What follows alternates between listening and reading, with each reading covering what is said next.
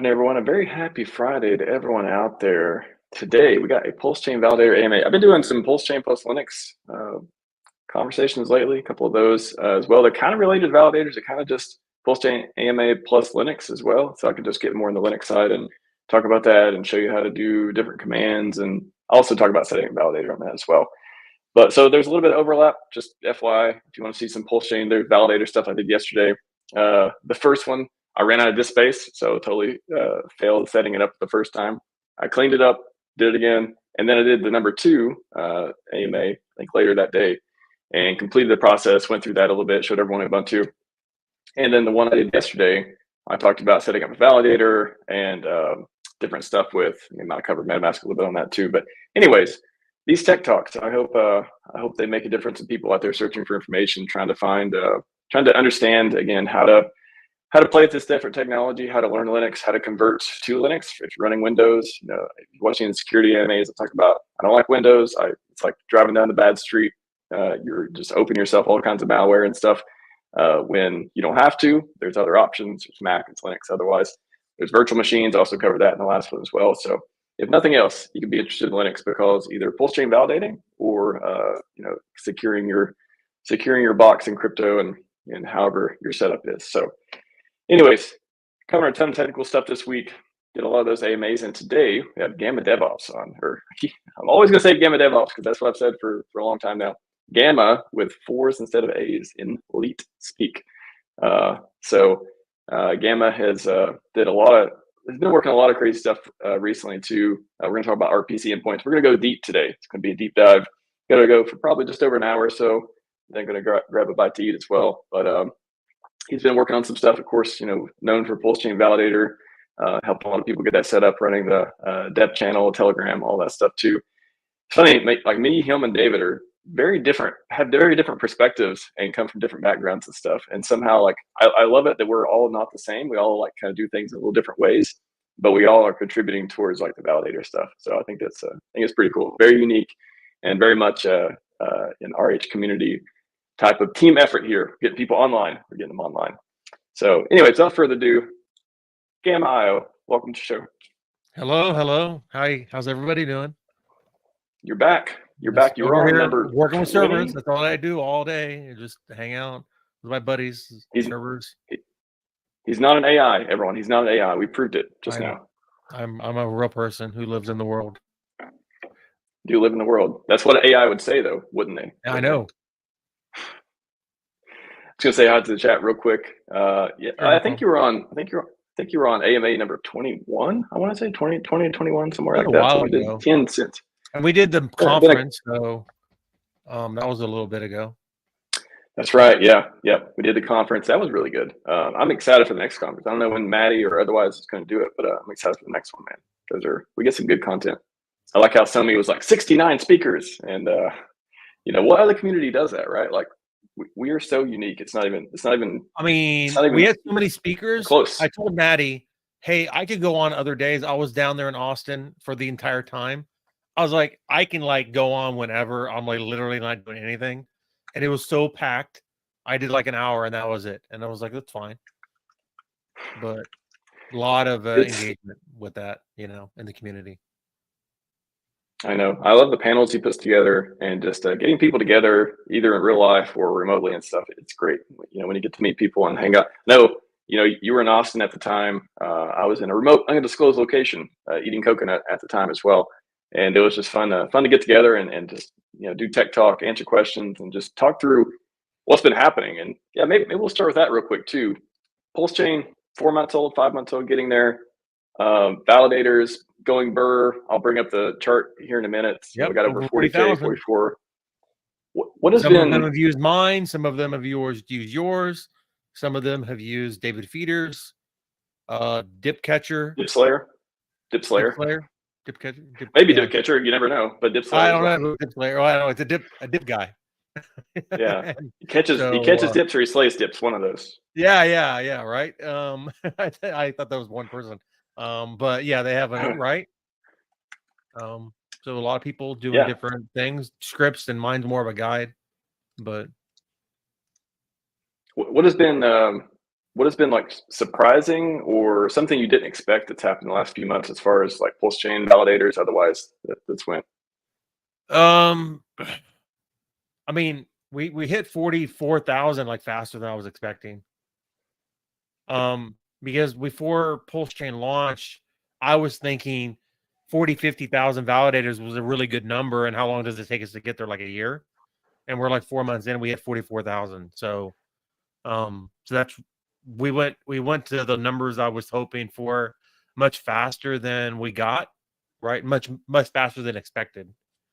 So a lot of that is towards, just kind of the outreach, and then I'm still talking to people every day that are struggling with just basic Linux stuff, like just installing programs, not really like a validator problem. It's more of I'm first time I've ever used Linux, installing an app, and now I don't know what I'm doing, kind of a situation. What are the biggest things?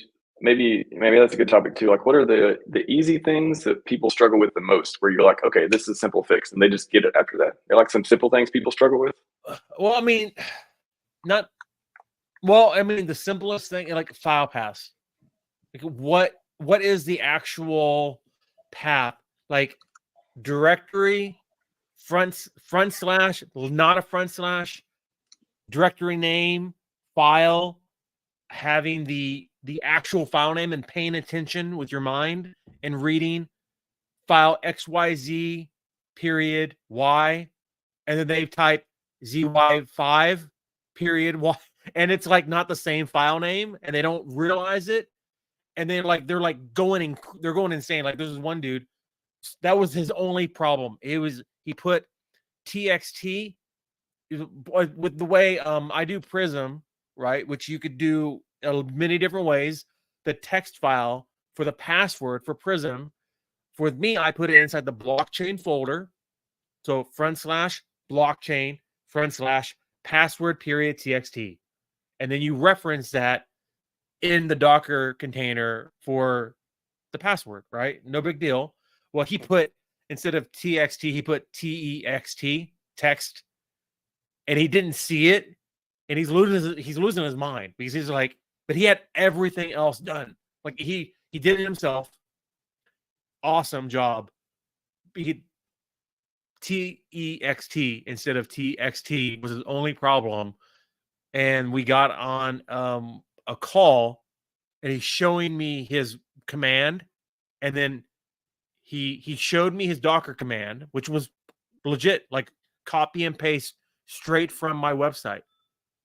It's like, if you follow my guide from the top to the bottom and you install the directories with the commands that I give you, it's literally like the paths are already done for you. But what he did was he made the password file manually, and he put text instead of TXT, and he couldn't figure out what was going on. And I had to like, I'm screen sharing with him, and I'm like, show me your actual computer, and then show me your so I can compare the two. And I'm like, hey, can you take a really close look at your password file? So he's like, oh crap. I was like, yeah. And so this guy was losing his mind. And that is the simplest thing to get right, but it's the most common thing to get wrong.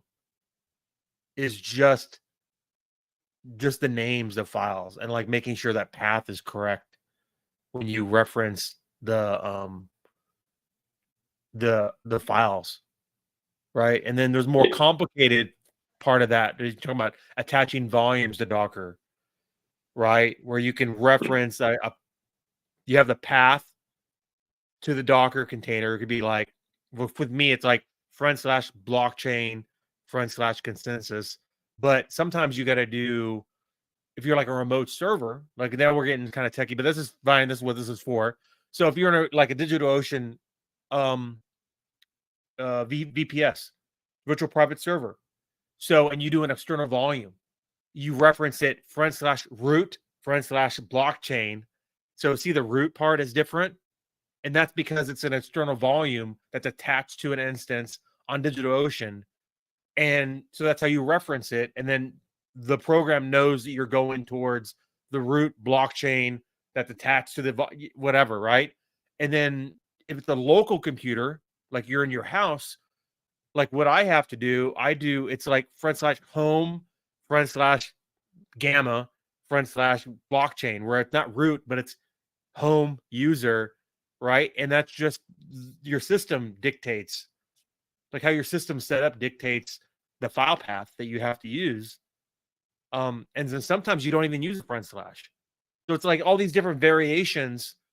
And if you do the wrong variation, then it's like you're losing your mind as to why it's failing, why you can't find your password, why it's like your directories, the databases are going to the wrong, wrong directory. It's not going to where you think they should be going. Because all these minute little details matter. Because Linux will just take the information you give it, but you got to give it the correct information. Otherwise, it'll either throw an error, or it'll throw a file in a different spot, or it'll throw it in. Oh, this is a fun one. It'll throw it into a hidden directory that you cd in the terminal lane, or then /blockchain, right? In servers that I'm running right now, I have to put /blockchain, and it's there. But if I just cd and then look at the files in the home directory, it's not there, because it's being treated as like etc or var or log or any of those system. It's being treated as a system directory and not as a user directory, right? So it's just the way my system's set up. So like, if you were a user and you were doing it that way, and then you install everything, and then you're trying to find your blockchain directory, and imagine it's hidden, and you're like, oh crap, like you just need to know the cd /blockchain, and it's like right there. It's just being treated as a hidden system directory. No big deal. It's still there, right? Still doing that same thing. No big deal. But these are confusing things for people. I was gonna say, command line is unforgiving. That's a great way to perspective. It's like you got to type the right commands, or it will do whatever you tell it to do. But if you tell it to do something that, if you type in something and you tell it to do something else than what you intended, it'll still do that, or it'll give you an error. But either way, it won't do what you're wanting it to do. So command line, you got to type. But I love it because I'm automating everything now. So I'll have like Ansible, and it'll just automate everything for me. But I'm programming an application to do all the terminal commands for me. It's literally doing terminal commands, but doing it in a way that's like human readable, right? And they have playbooks and stuff, which we're not going to go into that. That's like way more than people care to learn. But if you were to manage servers on scale, like I am, you got to do automation tools, because otherwise it's like no way.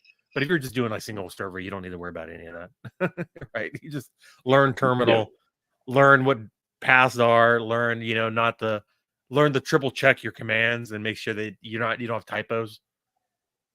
Yeah, a lot of people are just setting up at home or just doing that. But yeah, shout out to Ansible playbooks. Can help you automate some of that stuff too. I mean, Docker is like one automated like containerized Docker, way, and then you have Ansible that like sets stuff up for you. So or you can just run the scripts Docker too.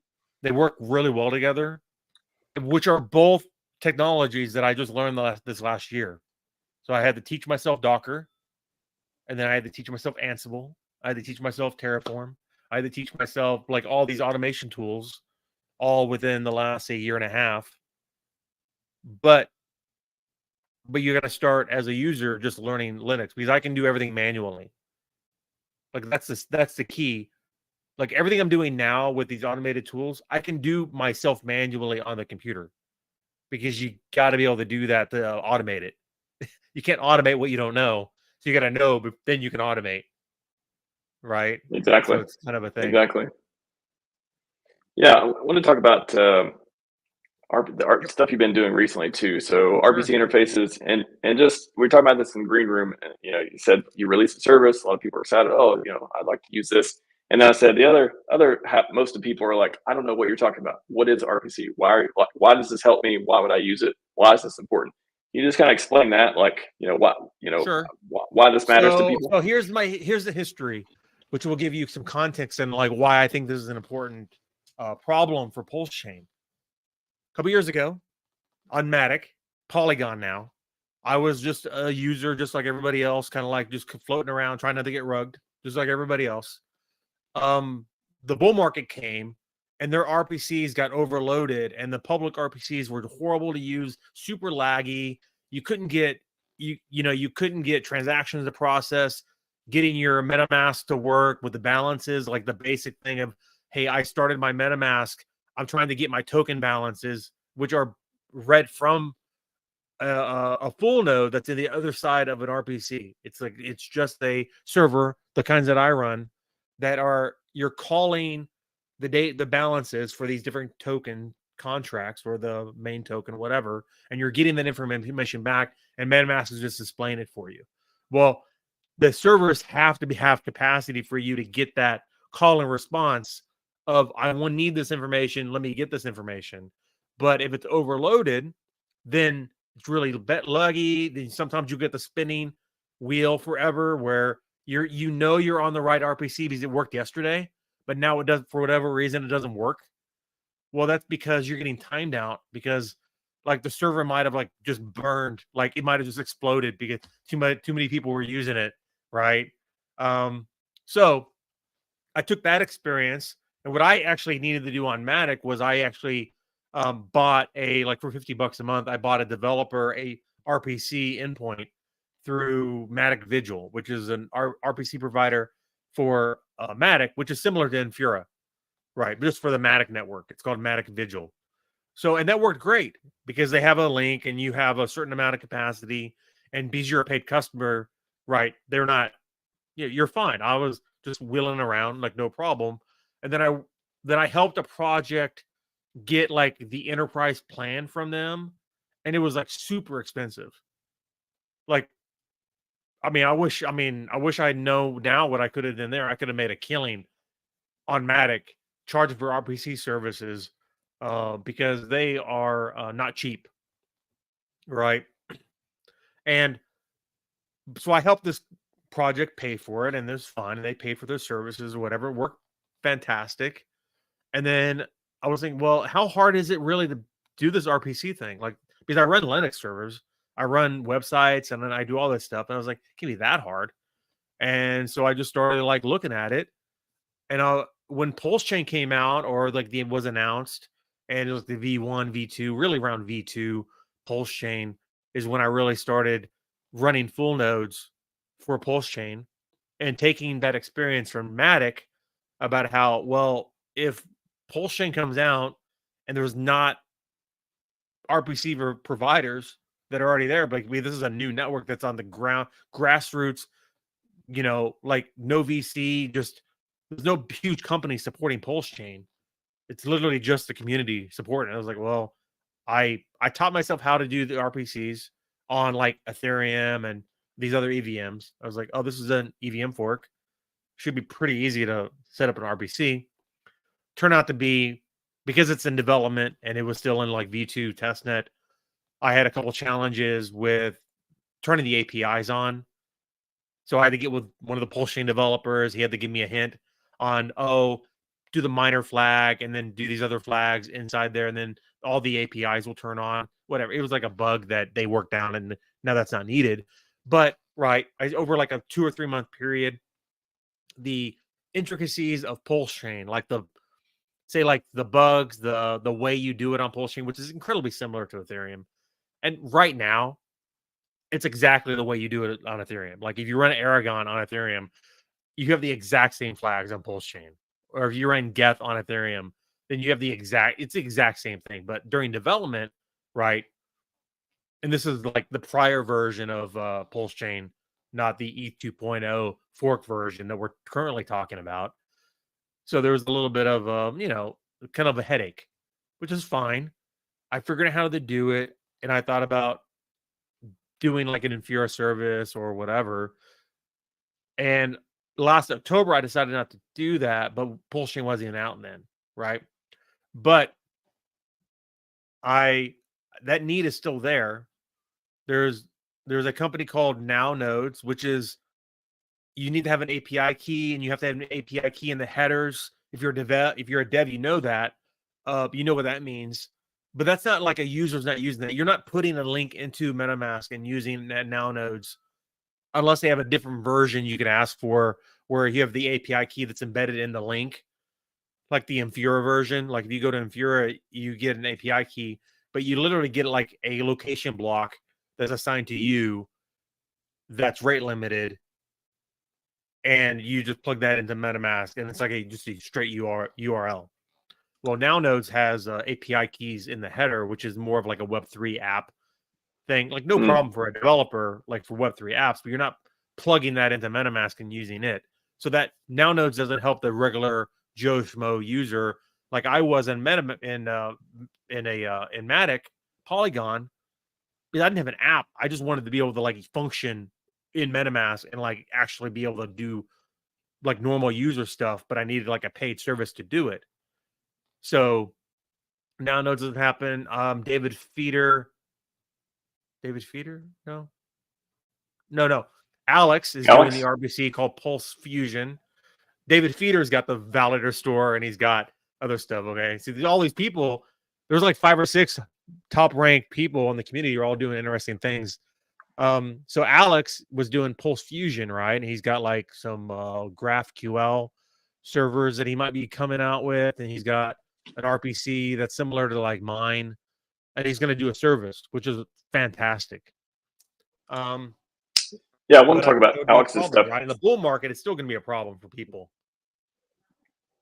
So yeah, I definitely want to get to Alex's stuff too. But I just want to ask, just, again, for everyone watching and wondering, like, why, if we have 100 people that create exposed RPC services to use, as the average user, is there any benefit to me switching to my MetaMask to use your RPC or anyone else's, or is it just more for developers who are using blockchain applications to use this type of things?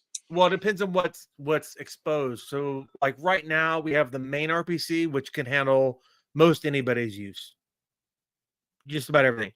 The debug API on Aragon isn't exposed on the main RPC, it's exposed on mine. I'm also I'm rolling out Beacon, the Beacon API, which is all the consensus, right? When you talk about RPCs, like in MetaMask, you're talking about execution layer.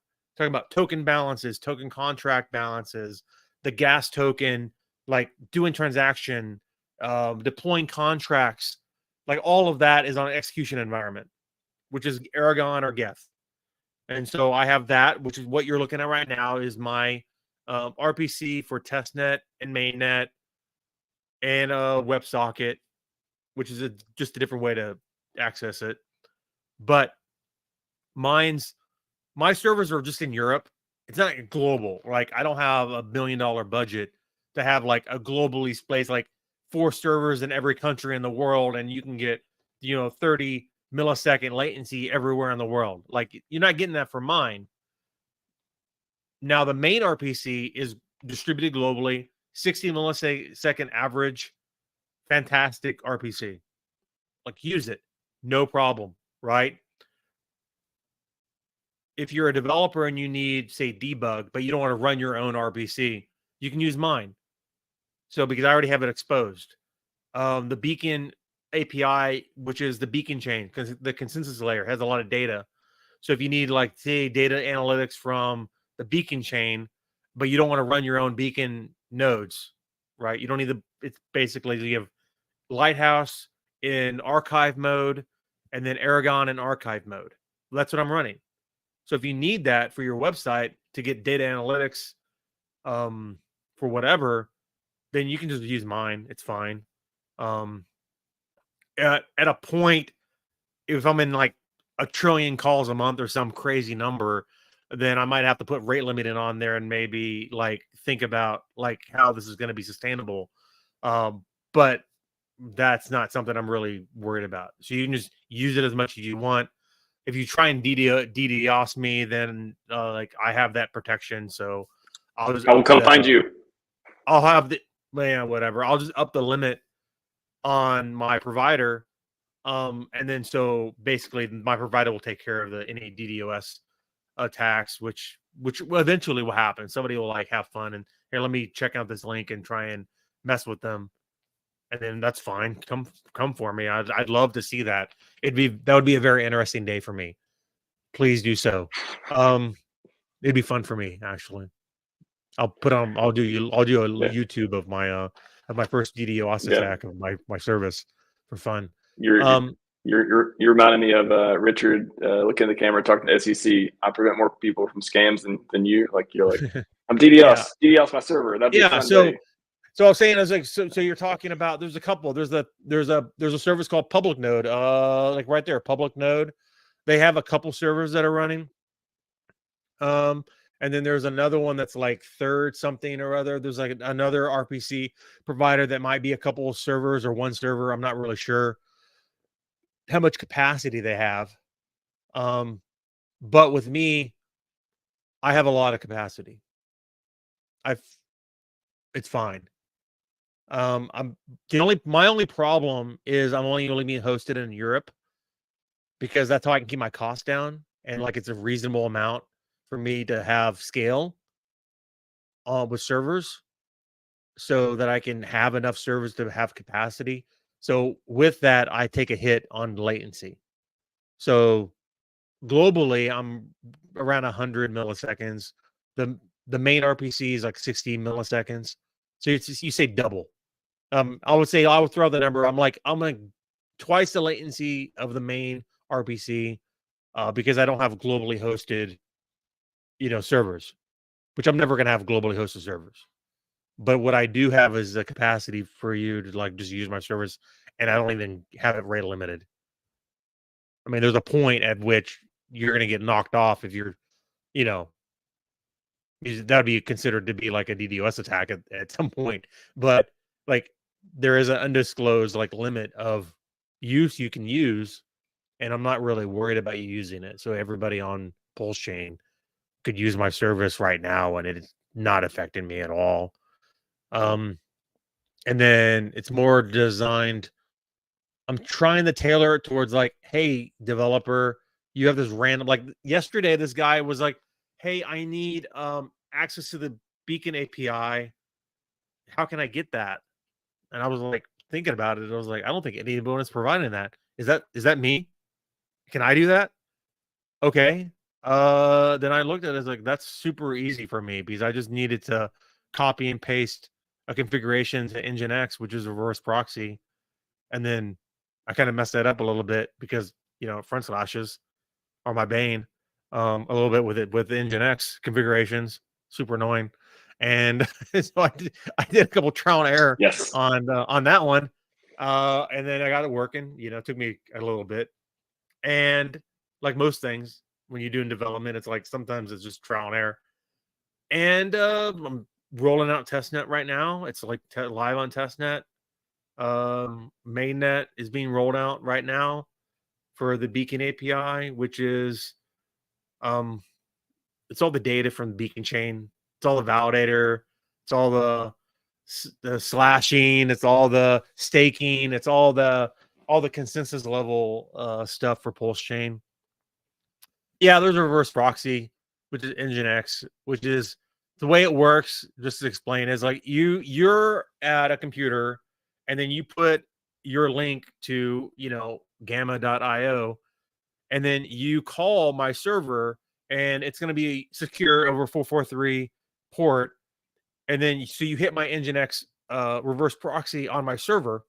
Once you go through my my networking vendor that does DDoS and stuff for me. So you hit my origin server at my Nginx reverse proxy. The reverse proxy just ports forward the 443 to 8545, which is like Aragon, and now you're hitting the Aragon client for all your calls. And so Nginx is just doing that connection, TCP connection, and then forwarding traffic to the correct client, which is going to be, in my case, it's either going to be Aragon, the execution environment, or it's going to be the Beacon API, which is going to be like Lighthouse. And so it's like you're either going to hit one of the two. Depends on which link you're using, right? You're either going to use the RPC -PulseChain period gamma.io, like that's just the RPC. Use regular MetaMask, put in the MetaMask, use it for transactions, and then I just amended a beacon -API front slash very important, and then you can access the beacon API, which is pretty self-explanatory. It's beacon API right in there, and yeah, it's all served from the same server, several servers, right? Load balance and all that. Developers will like it. One less thing for you to do as a developer. For like 2 years, this is what I've been doing. I've been doing RPCs, learning how to run them, managing them. Actually, it was a year ago that I stopped my old RPC before PulseChain launched in March, right?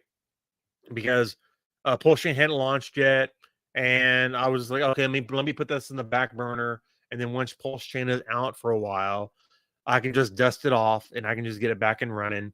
We're 4 months in, and about a month ago, which I kind of knew, I didn't make a plan for it, but I was like, okay, maybe after PulseChain's alive for maybe 3 months, I dust off the whole RPC thing again, and then make a go of that.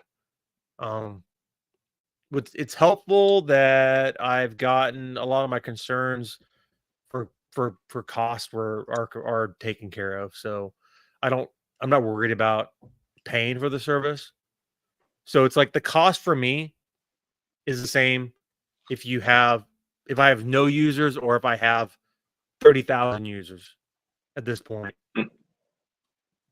It's already done. It's taken care of. Like the cost is fine. Right? It's a community resource provided to the community. So, definitely thank you for your service. Like, there's a lot of people who are providing stuff for free, and otherwise, I mean, if you're charging for services, that's there's nothing wrong with that either. But there's a lot of people out there just doing stuff just because they want to help the community, they want to help people, and this place grow. So, yeah, always love to see that stuff going on. Very cool. Yeah, I would brand it as a community RPC. It's free for you to use. I'm well enough known in the community. I've been around, so I'll just leave it at that. It's identical to the main RPC, except for it has debug, and I'm providing a beacon API. And then a couple other changes, like not a globally hosted amount of servers. I'm basically just in Europe, which you could tell from the IPs. What's that question for you guys? One in Antarctica? Yeah, I was gonna say, could you please put a server in Antarctica so we can get that 7th continent, please, when you get a chance. Yeah, nice.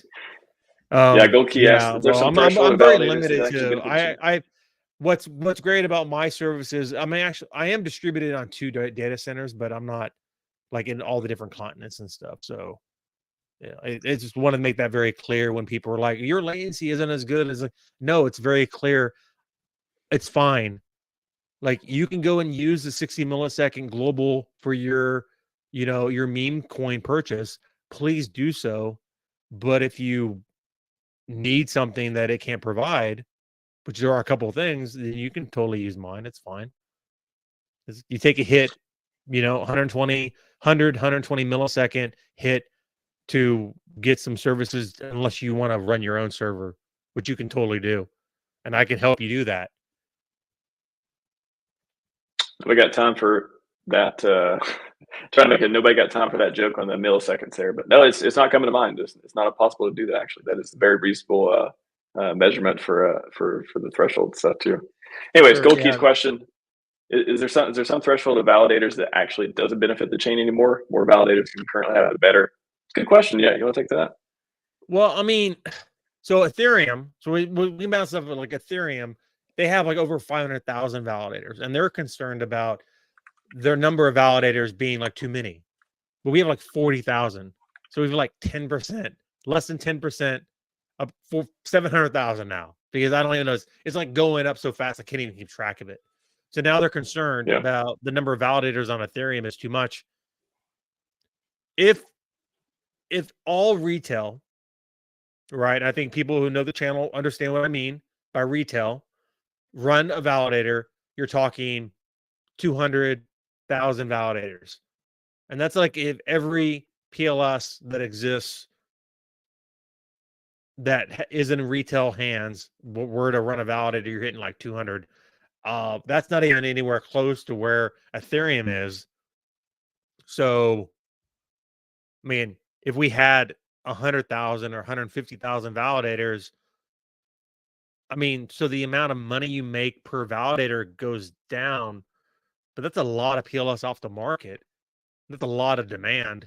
That's a lot of pressure, right? I mean, I like talking about price too much, but there's a lot of variables in there. You're like, well, let's cross that road when we reach it. But at this point, I'm not worried about it. I mean, we could easily go to 50, 60,000 validators, like more the merrier. Let's decentralize. I mean, the 50,000 validators, I hope aren't in the same data center in AWS. Right. Yeah. I mean, I hope they're all decentralized, different regions, at least, or businesses in like other VPS, right? Your span DigitalOcean, AWS, all the small mom and pop data centers in your house, right? I mean, run a validator computer with whatever amount. Run a validator, you know, in your wherever you can, right? Yeah, I think another way to ask the question is, what is the number of validators that would be sufficiently decentralized? Like we would feel like, okay, we could take, you know, half the network could go down and things would still function correctly. Is that 100K, 200K?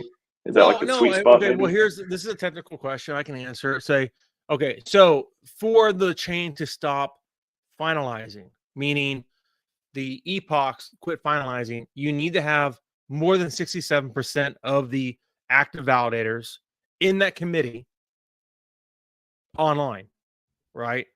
So that means there can only be like 33% that are offline.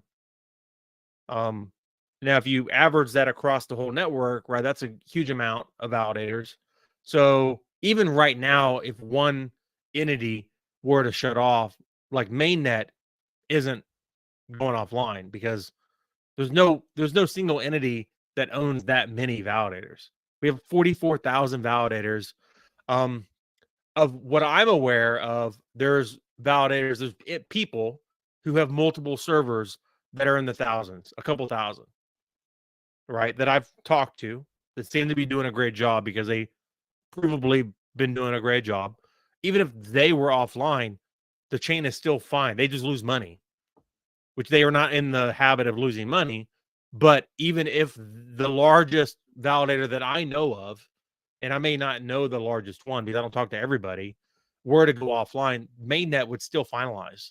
They would just lose money. And then the average block time would decrease a little bit because if you have enough validators, then that means you're supposed to be producing a lot of blocks, and now you take a little bit of a hit. Now we've seen that before on mainnet. Like there have been validators that have quite a large number of validators. They've been offline for 3-4 hours, and then you end up having, like, instead of a 10-second block time, you end up having like a 12-second block time, right? On average. So, you know, it's fine. Just another thing I wanted to ask too is because you talked about, so one of your tweets was like, what services should I run? What other things can I do? One thing I have not been able to find is a way to, on PulseChain, like have this website, ethernodes.org, and be able to actually look at and, you know, see IP addresses, see like country stats and OSs, and do basically get client diversity metrics and stuff from this too for PulseChain. I've not came across that yet. I don't know where that we have that. I would love to have that though. That'd be great for analytics and everything else. Yeah, you have to look on the Ethereum side for that one. I don't know. I would like to fork ethereumnodes.org for PulseChain, basically, but I cannot find. I'm not sure if it's. I don't think it's open source. I think I need to know somebody there, or if they, I don't know if they open sourced it or not yet. But I would love to have that, because even just getting, again, if you want to do client diversity stats, you gotta know where all the nodes are, and then you gotta query them, get their client information, Yeah, I mean, however it so would work. so you have the client diversity, like X amount using at the Aragon, X amount are Geth, X amount are Lighthouse, some are Prism, and then like where are they geographically, right? Hopefully they're not all in like one AWS center. Right? All in Because China. I mean the service I'm running aren't Well, validators, right? I'm not running a huge amount of validators in like one data center because I'm just providing data, right? Because my service technically could go down, but the chain still goes on. It just means that people would have to go to a different RPC provider. But I also have redundancies, and right, it's not in one data center and all that. But Ethereum has a huge problem with like Lido with their staking, and Lido is taking a huge amount of the staking pool, which is a problem because now you have this one entity that's running the majority of the validators on Ethereum, and hopefully they do a good job in the future. And I've been asked, will I host validators? No, I will not. And will I help anybody run a service to host validators? No, I will not. I would much prefer it just educating people on how to run validators themselves, like in their house. That is the best thing I love it. possible. Dude, let's talk about how me, you, and David are so different. Although we're like working on the same stuff, but like we're so different. He wants to do, he's like provided the hosted services and validator and hardware and all that stuff. Something you or I don't want to do. I don't want to do tech support stuff, so I don't charge doing like that. But that's something I know you do, and you I run the do chats and all that consulting. stuff too. Yeah, Consulting, right? But I don't want to do that. And then I do the scripts, but I'll neither one of you want to do that. So yeah, I mean, so if you need help setting up a validator, I'll do a Zoom call for you. It's like $200 an hour. Most people, that price point puts it so like most people figure it out themselves. And the funniest part is I give you all the details, and then the 2-hour call is just me talking you through the document I already gave you. But when people reach out to me, I give them the free information. Like, watch the free videos that I put on the line. I watch, like, look at the guide that lists everything you need to do in step-to-step order. And then if you still want to do a call with me, then you probably really need help getting a validator online. But you're still the one behind the keyboard, right? You're still the one in charge of your keys. You're still the one creating your validator keys. You're still the one, you're doing everything. I'm not touching anybody's stuff ever. And I've been asked several times, and people quit asking me. And you're like, because of the liability. And I was like, I don't want to be running other people's stuff. I have my own stuff. I'm cool with it. Yeah, I love how all three of us have, like, we are all interested in different areas, and they're all complementary as far as what people want in a community. It's really cool. It's special. It really is. Okay. By the way, there are people running Windows nodes on Ethereum. There are. No, you can run Windows. You're gonna have to figure that out yourself because I don't even like Windows. Exactly. So I'm sure not doing a guide on it because I'd have to buy a Windows computer, which ain't happening. Hoorah! I'm with you on that. So, but I do Mac and Linux, and I'm not even doing a Mac guide because I don't think it's a smart idea to run like Linux, run a validator on a Mac computer. Like, just run it on a Linux computer. It's fine. Take a Windows computer, get that Windows off of there. Awesome. And then just put Linux on it. And now you actually have a good computer. That's how you have a good computer, about Gamma. I like it. Yep. Just get that Windows off of there, and then all of a sudden you have a great computer. Hey, it works now. Magic. Yep. Yeah. Do many magic ways. I wanted to cover because we talked about Alex earlier. I wanted to cover that as well. Sure. I haven't heard anything about his stuff lately. I just know that he was working on that, as a thing. But yeah, because so, for example, this, Rocket Pool Fork, he's talked about that. What do you think about different third party? Because I know there's other community projects that are looking at how to do like managed or delegated validator services in one form or another. Alex has talked about it. Different people have talked about it. What do you think about that versus I don't know, maybe like in a year or two from now, you think a lot of people will be setting up their own validators, or would they be sort of like delegating in some way to some kind of service Somebody's for going to do a or service, and then it's going to get a lot of people using it. So I just hope those people are competent and they don't lose everybody's money. You know? So Yeah. like Alex is super competent, David Feeder, super competent. But people can make mistakes. But Ethereum has providers that have had no problem. But Ethereum has also had providers that has lost everybody all their money.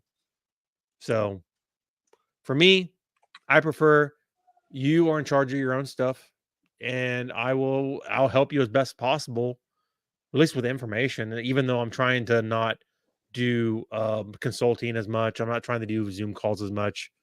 So it's basically like 911. I really have a problem, and you're like, okay, fine, I can do a 1 or 2 hour call with you. It's not a big deal.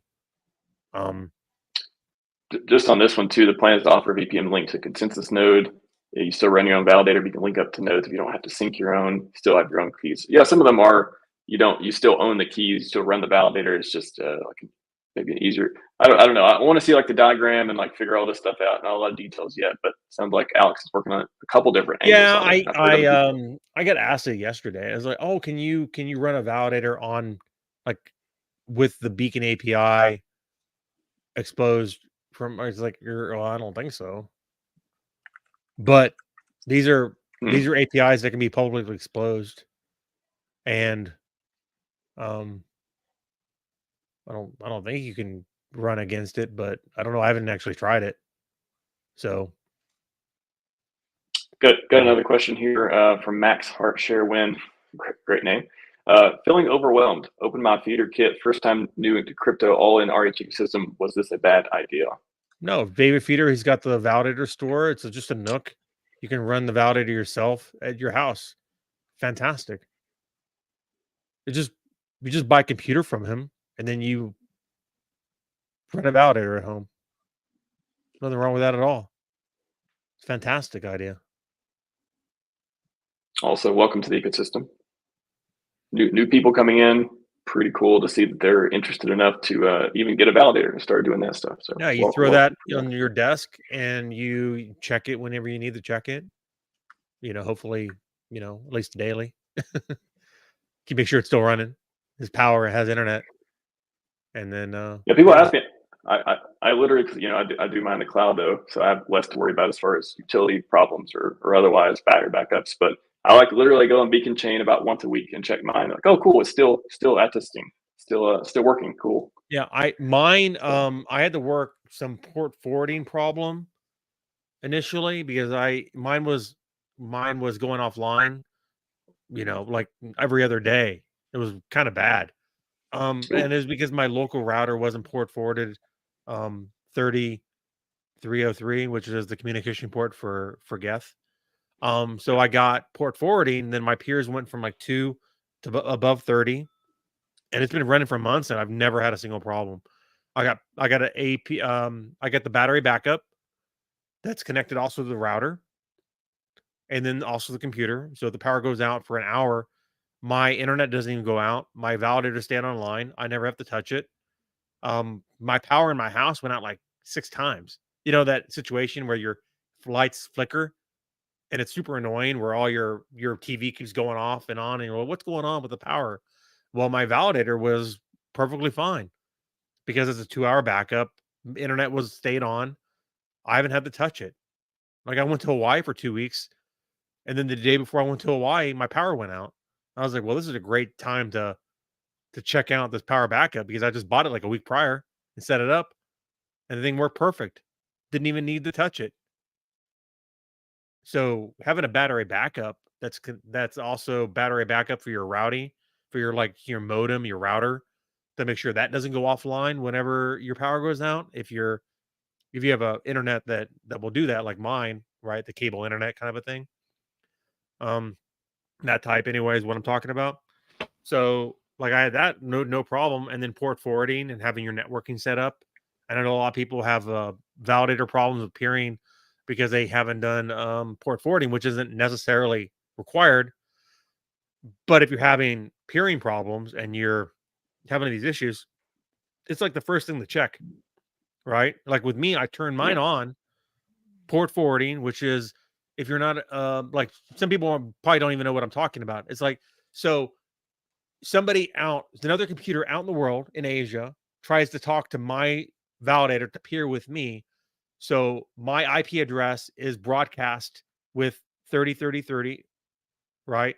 3033 is the port. So IP address and port is broadcasting the network saying my computer is here at this IP address and this port.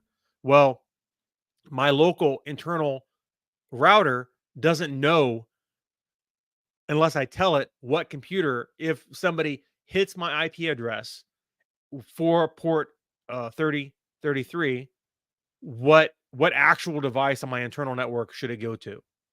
And it doesn't always auto configure correctly. So now if an external peer anywhere in the world that's wants to be a full node, right, wants to peer with me, they can just hit my IP address and it gets automatically gets routed to the correct computer on my network, right, on my internal network.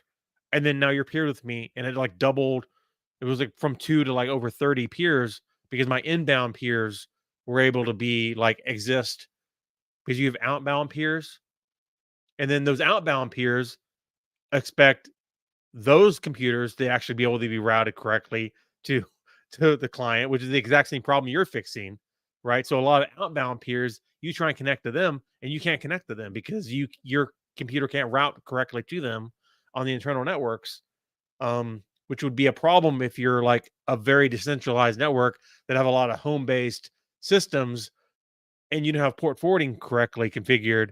Then you have a lot of problems peering out externally, and then you know what I mean. So you got to have enough people that are properly configured so that inbound and outbound peering can happen, correctly.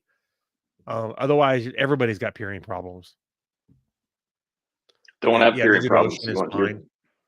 Mhm. Yeah, I was going to mention because I talked about it a while back. I went from AWS to DigitalOcean, and it's almost half the cost. I would say it's a lot cheaper. I had to wait a month for them to activate the account. All this stuff that was kind of garbage. But once I got it online, it was great. I mean, I think AWS does a few things easier. I mean, they should. They're the leader and all this stuff. I had to do a few custom things of like configuring the disk a little bit more, maybe because I was new to Yeah. DigitalOcean. That's But pretty super easy to do. Yeah, no problem. yeah, so went through this. But what has been your experience as far as using DigitalOcean or AWS or No. VPSs in general? AWS. I used AWS. It's fine. The dashboard. I don't even use the dashboard because I just use the AWS CLI with Terraform now to configure everything. It's way more technical. You can do it, but it takes a little bit more work. DigitalOcean is more new user friendly for Linux like virtual private servers. Their dashboard is super clean. If you're doing external volume, there's that step where you have to actually mount the external volume to your directory, which for my guides is blockchain is the directory you're mounting your external drive to.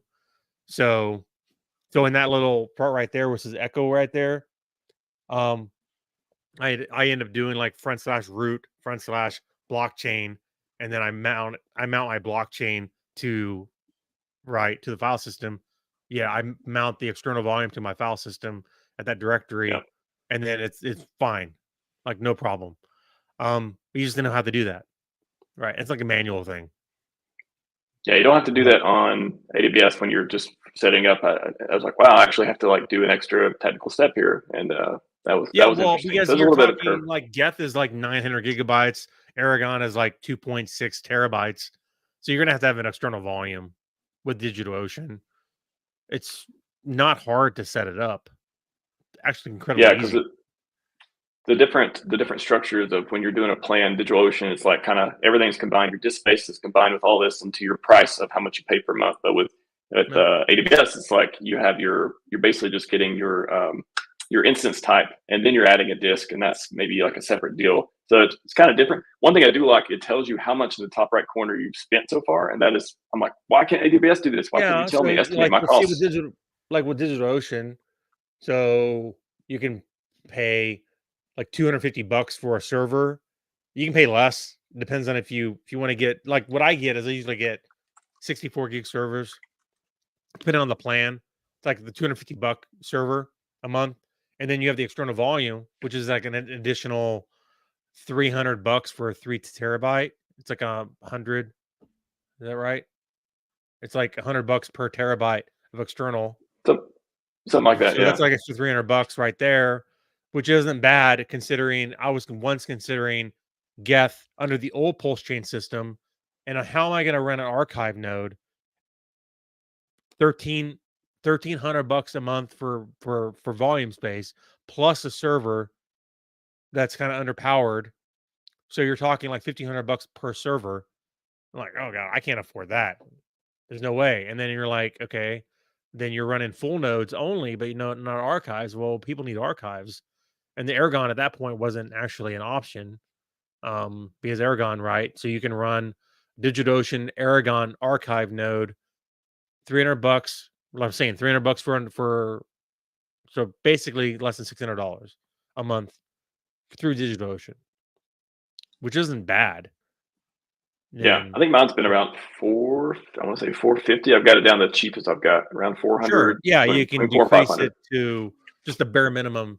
Oh, that's the other thing I was going to say is I'm doing 16 gig, which, funny enough, I want to tell you this. I can did do it, but the only problem I had, I mean, I don't recommend people do it. I still say 32 gig, but I did it because I want to try this. I want to see if it works or not. The only problem I had, it's running fine now. It's been running fine for a couple months, but during the initial sync, when the clients are syncing, it took a lot longer, and that took a bigger transmission period, and it was just like locked up for a while, just grinding it out. But eventually, I tried to do 16 gigs, and then it didn't even work. I tried it a couple times.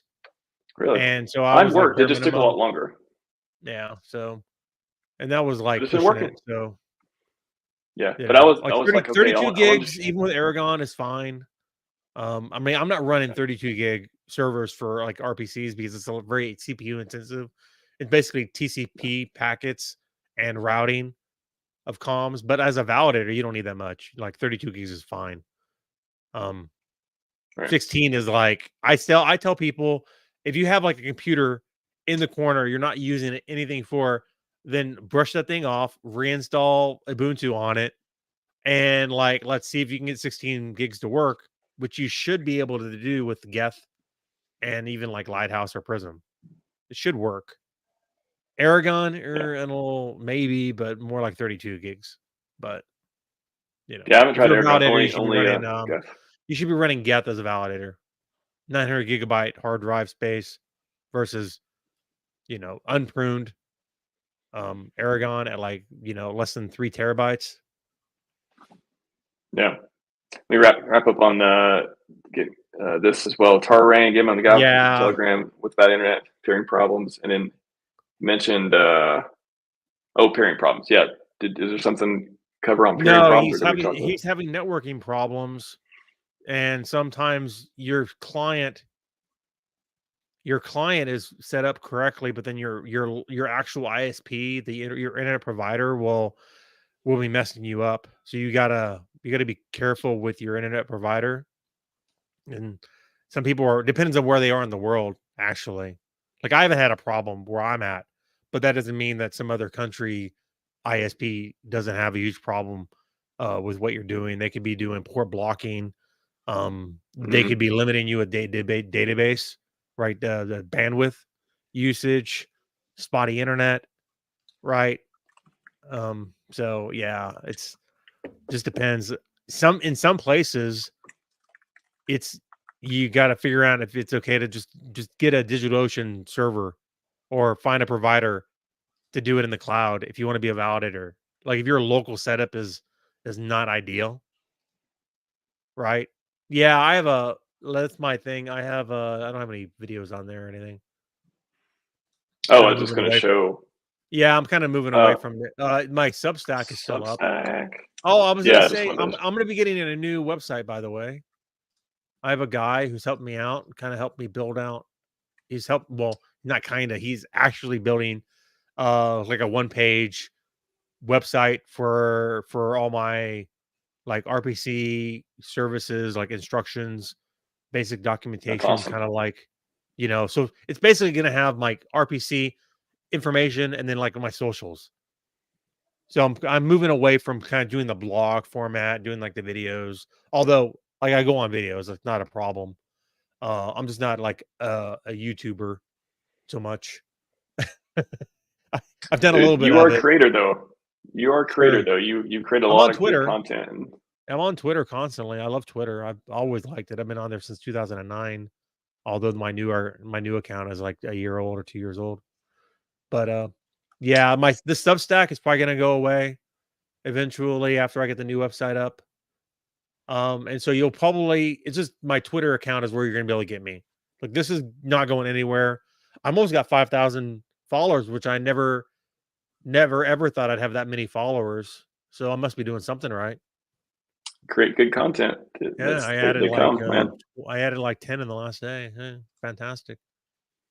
What do you what what do you want to take us out on, man? What's good? What are you hopeful about? What anything you want to say you're working on before we wrap this one up? No, I have the RPC, which is mostly developer focused. Go check out my RPC. I mean, you can use it if you want. Like I said, it has enough capacity. Anybody who wants to use it could use it. Not a big deal. If you're a developer and you need the Beacon API for analytics, then you know where you can get it now. It'll be live on mainnet by the end of the day. Basically, I have to get the servers fully up and running. It's enough servers that it's going to take me a little bit of time to get them all configured. And testnet is live. So in the RPC, I mean, that's basically what I'm doing. Like I'm just focused on this. It's enough. I mean, I'll end up doing other stuff in the future, but like right now, this is all I can talk about. And this is all I'm talking about publicly with the work I'm doing anyway. So this is my public facing stuff. So share it, use it. If it doesn't work, make sure you're using the Aragon methods, not the Geth methods. There's a little bit of a difference there. And then some of the feedback I've gotten feedback from people who've used it. Like people were sharing the HTTP link, and I wasn't initially like supporting HTTP, but it turned out to be such a problem that I just started supporting unsecure. And so that when you put in unsecure, it just works. And people were like, it's not working. And then you have to fix them, right? Like instead of fixing them, I'm just going to fix it on my end. It's so much easier. Although you should probably use the HTTPS version. I try and make sure when people share it, they share the secure version. But it doesn't really matter because it's all public information. Like if you're talking to the RPC, you're giving the RPC public information.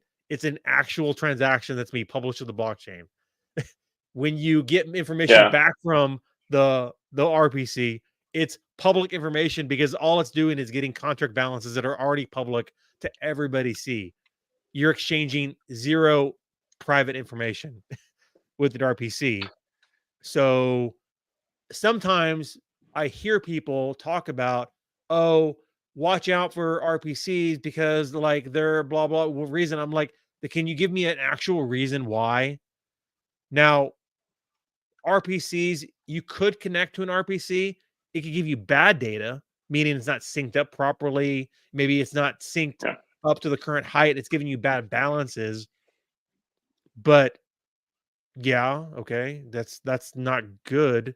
So you should choose your providers where they have actual competence and they actually run servers and they make sure their servers are up to date, which mine automatically will restart. And if it's not at the very, very tippy top of the blockchain head for like timeout errors, then they will automatically restart and resync, and it's all good, all automated. Just on the security thing, it's interesting when you talk about it too. I think so. I mean, so HTTPS gives you two things. It gives you encrypted data over transit and identifying the server. Is it who it say it is based on the certificate and stuff like that? Sure. If certificates are being used. So in this case, yeah, I'm trying to think. I mean, you should use them for sure. I'm just saying it's carrying how would you attack that information, right? It's You're not logging in. You're not giving like with websites, right? Big thing, like early days was like, oh, I'm not going to give my credit card information to this website because I don't know if it's secure. And then now you have encryption. And then now when you give a website your credit card information, at least it's secure. So you have to trust them with your credit card information. But in transit, it's encrypted. With an RPC, use HTTPS. Yeah. Absolutely. Use that. But the information you're giving it to, you're giving it public information and you're getting back public information. Only thing I can think of is if the client, if whatever app you're using is relying on the information to do something very important, and you connect to, you know, someone's man in the middling it and giving you the bad information, which making your app do something bad. That's kind of some corner cases there. Yeah, it's like an edge case, and that's why you need to trust your provider. So that means you need to use the RPCs from like the actual domain for somebody. So like with me, I've been around for a long time.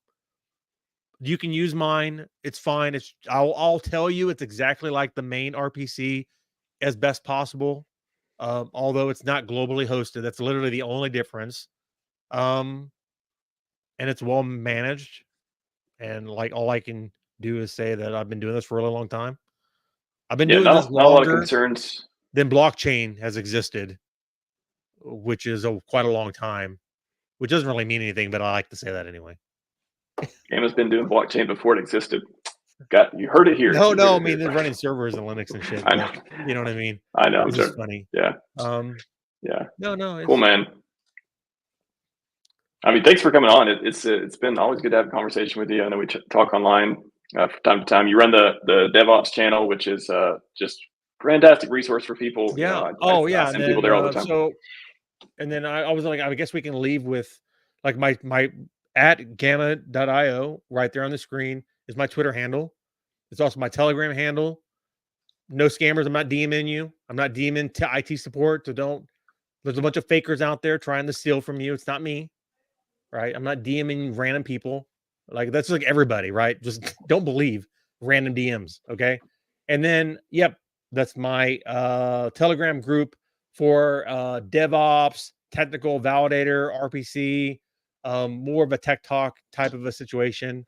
But if you had MetaMask problems and you're like, you have stuck transactions, or if you have basically any of the random, like normal technology type of a thing, go there. Never give anyone your seed phrases, your passwords, your private keys in a public or private group, blah, blah, blah, all that stuff. But nobody in my group should ask, where they're instantly banned anyway, but they're all good group of guys and gals. So, and then follow me on Twitter, get that 5,000 mark. 5K incoming. I know, right? Come on, man, I'm so it's close. A special one though, right? Okay, get to 5555. Sure. Yeah, and then anybody can hit me up on Twitter and then on Telegram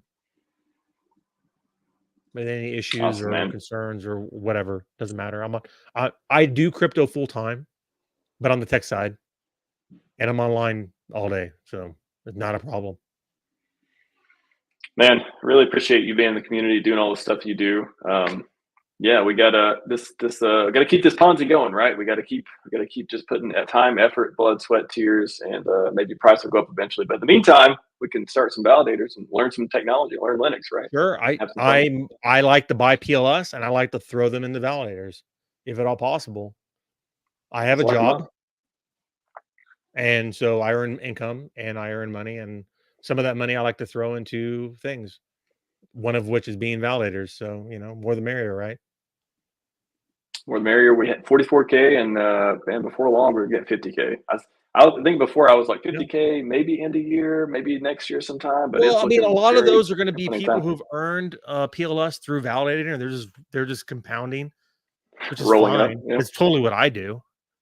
Like, you know, like 32 million PLS. Oh, well, let me get a few of those together and then let me add some more validators. Yeah. I mean, what else we got going on? Right? Not a lot going on. Just stacking PLS and hopefully adding validators. That's all that's going on. Try not to get rugged. People. Try not to get rugged. Yeah. Try not to get rugged. That's a good window to leave on. Everyone, try not to get rugged. Try your best to look for those magic carpet rides. Which not dealing with that. I'm ignoring the rugs and the memes and everything. So I got other things going on. boring. We need to DJ this stuff up, man. Come on. Drama. It's very interesting. I'm in groups and we talk about it. I'm just not in the middle of any of it. Yeah, it's very better for, you know, it's healthy to stay away from it. Rug of the day kind of a situation. Every day there's something that just goes up and then down forever. Yeah. So it's interesting conversation, if nothing else. If with your internet. All right, man. All right, have a great day. With internet friends. Yeah. See you later, everyone. Scivive and 5555. We are out. Later.